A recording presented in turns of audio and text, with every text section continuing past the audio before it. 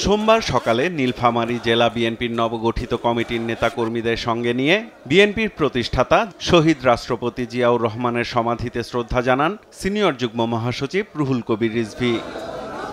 পরে সাংবাদিকদের সঙ্গে আলাপকালে কিছু রাজনৈতিক দলের পিআর পদ্ধতিতে নির্বাচনের দাবি নিয়ে কথা বলেন রিজভী। যে পদ্ধতিতে অবাধ সুষ্ঠু নির্বাচনের মাধ্যমে এবং জনগণ তার এলাকায় যে ব্যক্তিটি তাদের সাথে থাকে, তাদের পাশে থাকে, তাদের সুখ দুঃখের সাথী, একে আগে থেকেই তারা চেনে এবং এই চেনার কারণেই তারা বাছাই করে তাকে ভোট দিবে। এটাই হচ্ছে প্রতিষ্ঠিত পদ্ধতি। এর বাইরে গেলে জনগণ বিভ্রান্ত হবে।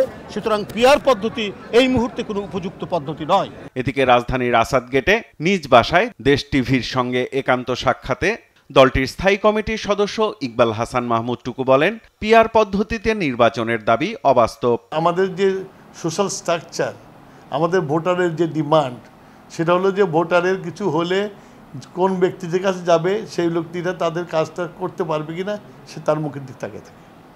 সুতরাং এই পিআর বলে কোনো লাভ নাই, যেটা অবাস্তব অবান্তর জিনিস বলে কোনো লাভ নেই। কিছু রাজনৈতিক দলের নির্বাচন বিলম্বিত করার অপচেষ্টা নিয়েও নিজের মতামত জানান বিএনপির স্থায়ী কমিটির এই নীতি নির্ধারক।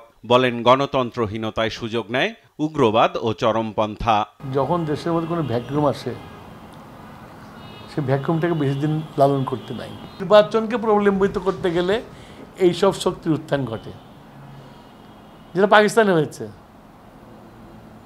আমি বললাম, একটা এক্সাম্পল দিয়ে বললাম, 1958-এ যখন নির্বাচন হবে, শাসনতন্ত্র হয়ে গেছে পাকিস্তানে, প্রথম শাসনতন্ত্র, সেইটা ধ্বংস হয়ে গেল জাস্ট একটা ঘটনাকে কেন্দ্র করে, নির্বাচনকে বাতিল করে দিয়ে।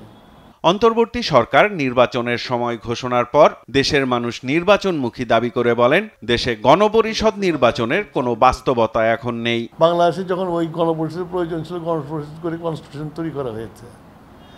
এখন তো সেই অবস্থায় নাই। এখন তো একটা শাসনতন্ত্রের অধীনেই এই সরকার চলছে, তাহলে আবার গণপরিষদ কিছু দরকার। আমার কথা হচ্ছে, যা কিছু চাও, যা কিছু করো, ঐক্যমত্যের যেটা হয়েছে সেটা নিয়ে পার্লামেন্ট ইলেকশন করো, ইলেকশন করে পার্লামেন্টে এসে আলোচনা করো। Parliament is the best place. Saiful Ripon, দেশ টিভি, ঢাকা।